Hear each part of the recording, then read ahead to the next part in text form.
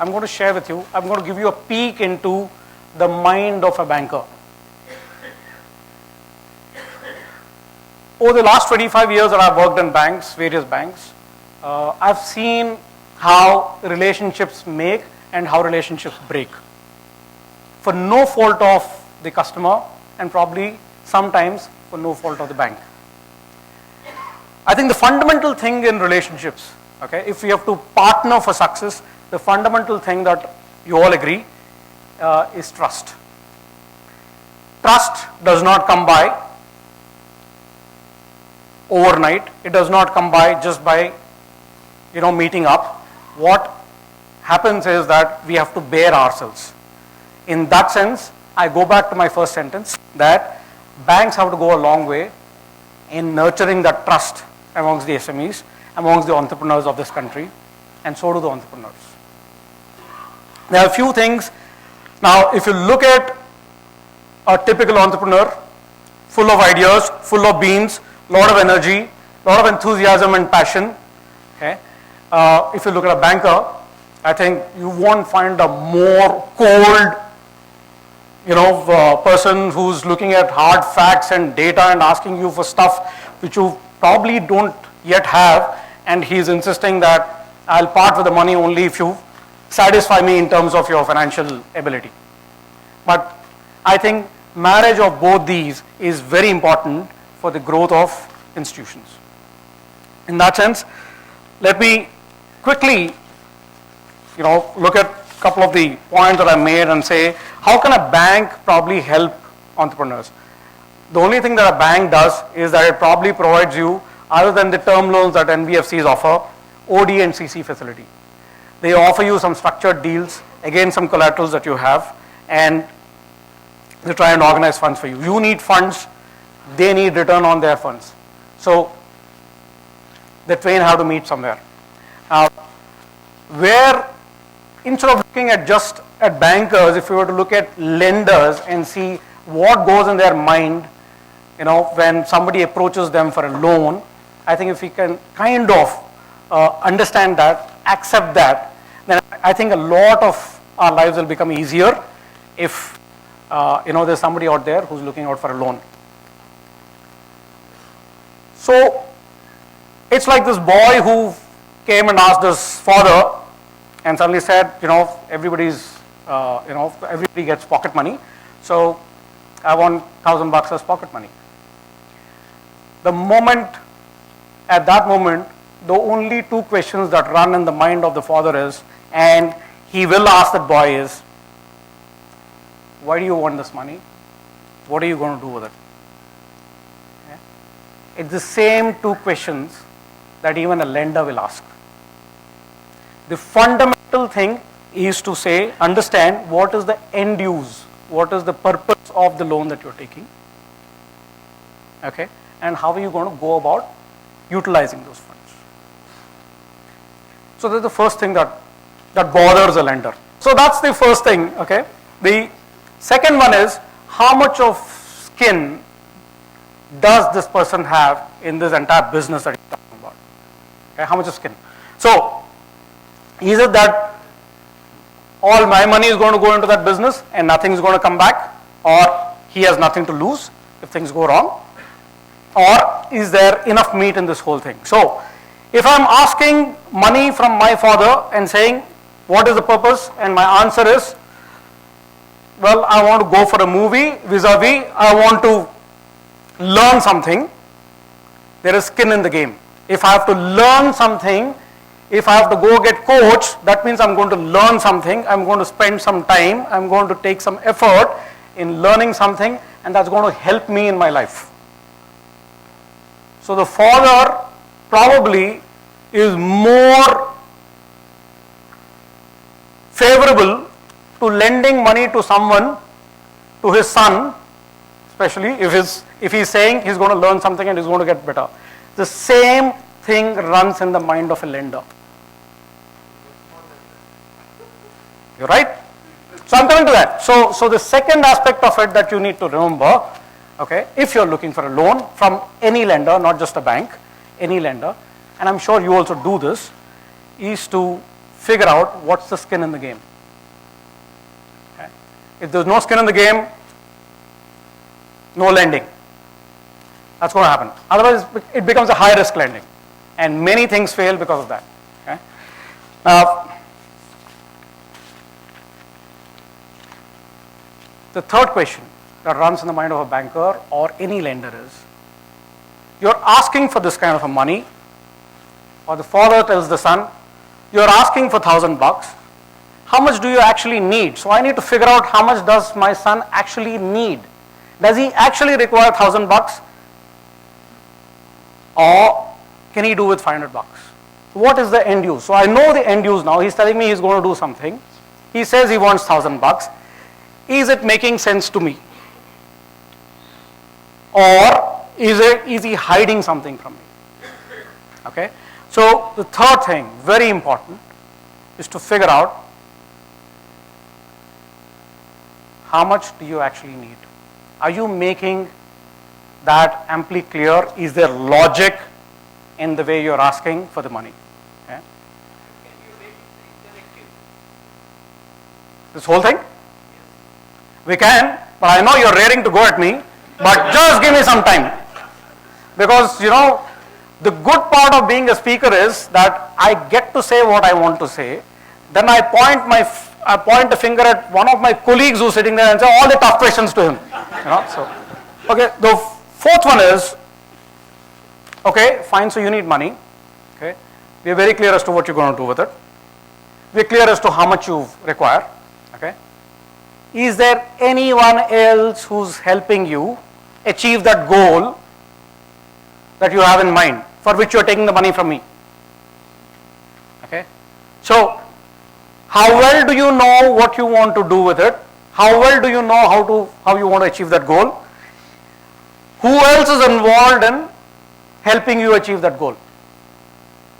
It's important for a lender. It's important for the father to understand what is the son doing with this $1,000. He says he's going to go for some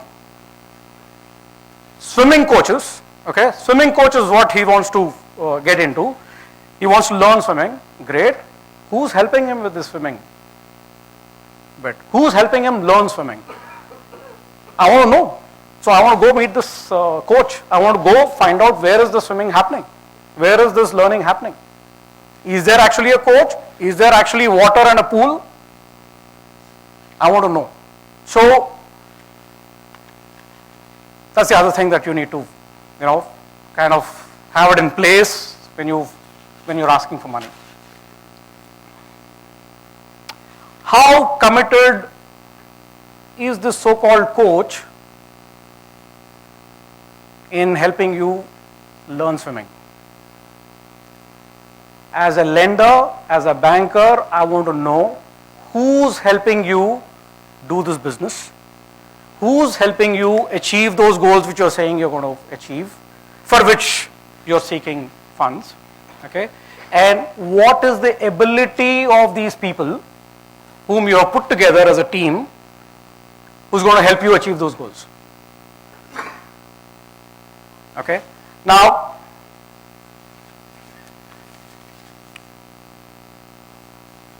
how experienced are you in this business, in this line of business? Okay? So have you seen the ups and downs of this business? Have you taken knocks in this industry? If you have, it's a win for you from a lender's perspective. Okay? The reason why I'm giving you these thoughts is these are normally not explained by most bankers when you go and talk to them about loans. There's a huge communication gap that we notice that happens between the so-called entrepreneur and the so-called banker. Okay?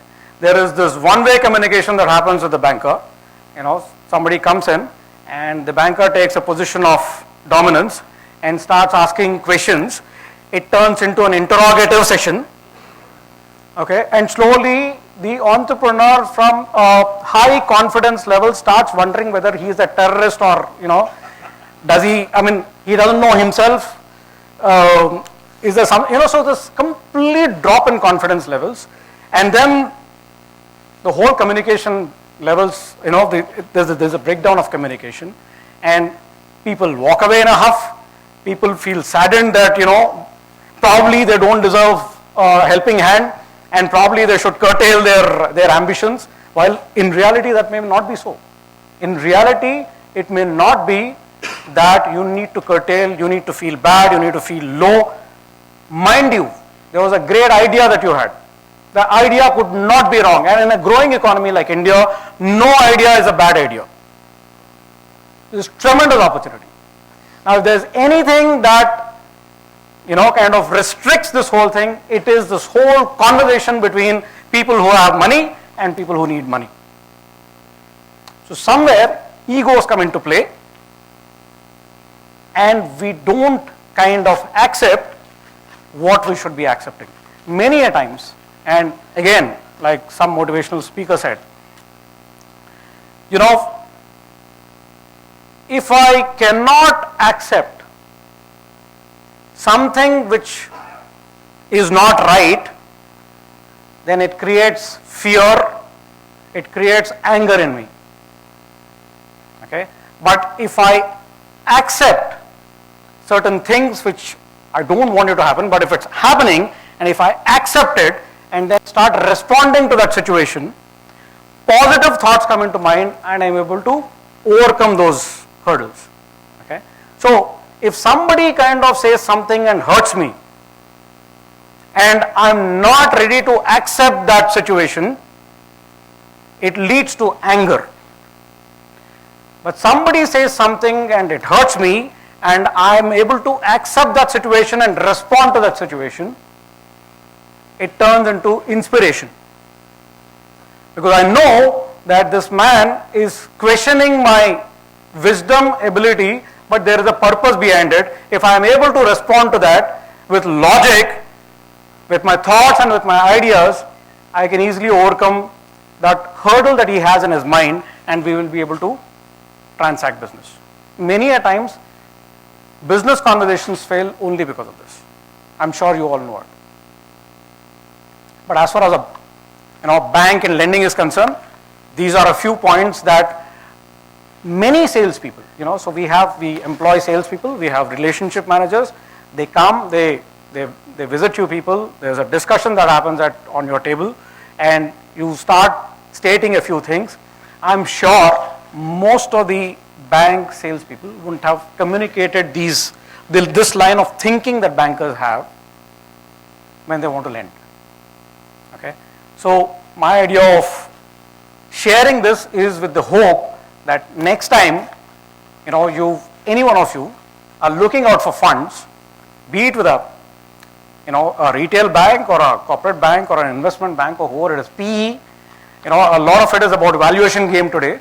So even in a valuation game, what's extremely important is your ability to explain all these points. Okay, and proactively, if you can actually demonstrate to those fund managers that this is what you'll be looking for, and this is what, I have a logical answer for each of these things, I think you've kind of built a relationship there straight away, pronto. Okay, so what is the expectation from the bankers? I mean, this is a brilliant piece in India. Bankers go in their own direction, okay, while the business community is walking away in a different direction.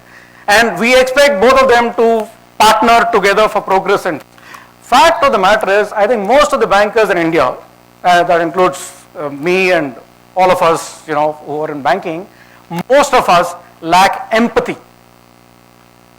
Okay, I'm sure that's the first thing that you're looking for. You're not looking at cheapest funds. I mean, that's there. Okay, but I think the most important thing is, in a highly dog-eat-dog world out there, there is intense competition. Okay, and it's so difficult to convince your potential customers. And when you get an order, when you're getting some business opportunity, what you need, if at that point in time, if you need funds, if as a banker, as a lender, or someone who's got money, if I'm not empathetic to that situation and I'm not responding to you in time, then there's a problem. And I think most of the entrepreneurs fail also because of this, because bankers or lenders do not respond empathetically. So there is no empathy there.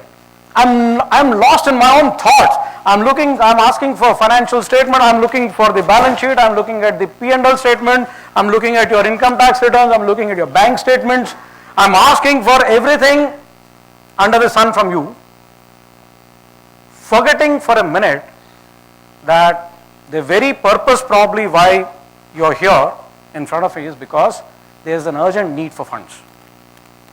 And if that opportunity goes away, it's going to take a long time for another opportunity to come by probably.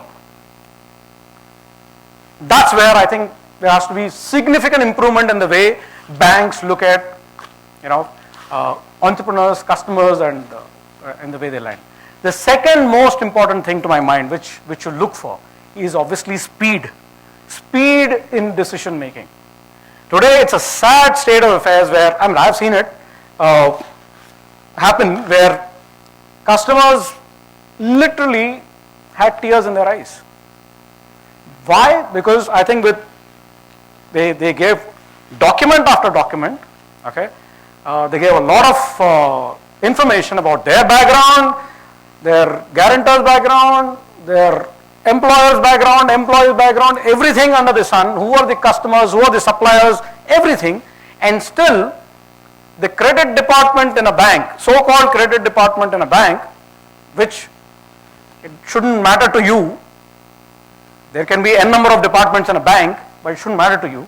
But we seem to be taking our own sweet time to analyze and analyze and analyze to death whether you can pay or not pay, whether you can repay it or not, whether I should give you 100 rupees which you are asked for, or should I give you 95 rupees and feel very secure that I think at 95 rupees you will be able to pay back, at 100 rupees you will not be able to pay back.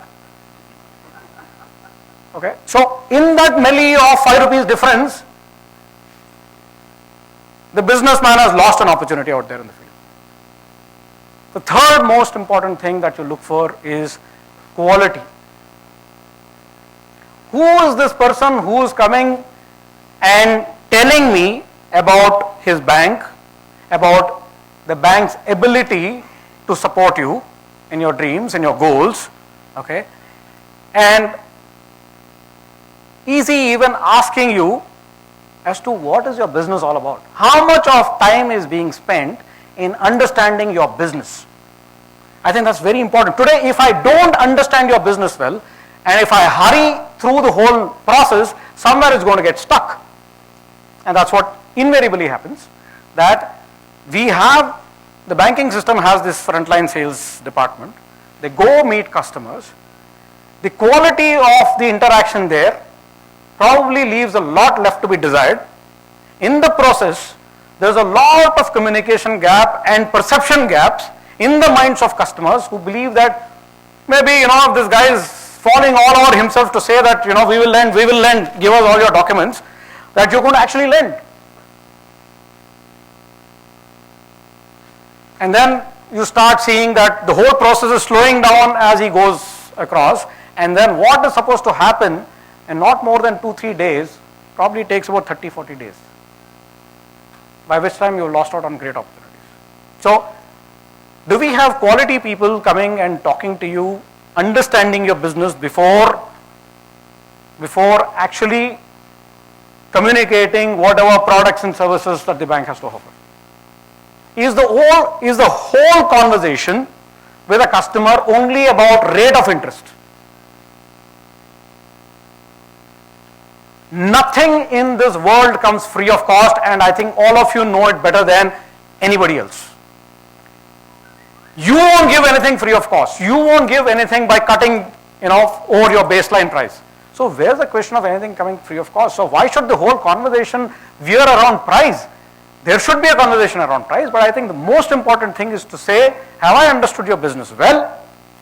Do I understand your requirement well? Can I service you or not? Or am I fooling around with your situation and then coming back to you at a later date and saying that I can't do it. So empathy, speed and quality are three things that are paramount to entrepreneurs like you. If there is anything more than that, you're welcome to share that right now, but I'm sure it is empathy, speed and quality of our interaction and of our service levels. On all the three parameters, the banks have to go a long way in this country. We have of course, over the ages we have become better. The banking system has become better, but is it good enough? It's just not good enough. Okay? So from that perspective, I think there's a huge conflict of interest. So I have just one last piece of advice for those of you who feel that technology is not important. Okay? Please adapt to technology. Please adopt it in your lives. Please do not think that technology is not for me. Don't become tech challenged. You're going to be out of business very quickly. Nobody ever thought that digital cameras will start losing market share to mobile phones. Today, most of these snaps are taken from your mobile phone and not through digital cameras. Nobody thought of it, right? So, knowing your competition, nobody ever thought that Snapdeal, Amazon, Flipkart are going to challenge people like Big Bazaar. Big Bazaar is, I'm sorry to use this word, but shitting bricks right now. They don't know what to do. Chroma doesn't know what to do. Okay, so you don't know from where competition is going to come and hit you. So how well equipped are you will depend on how willingly you adopt and adapt to new technology. Don't say no to Twitter. Don't say no to Twitter. Don't say no to Facebook. Don't say no to LinkedIn. Don't say no to internet.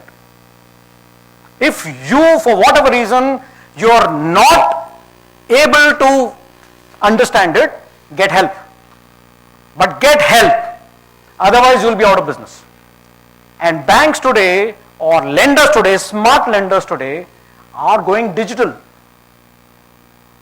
The more people adopt technology, the lesser is their cost of operations.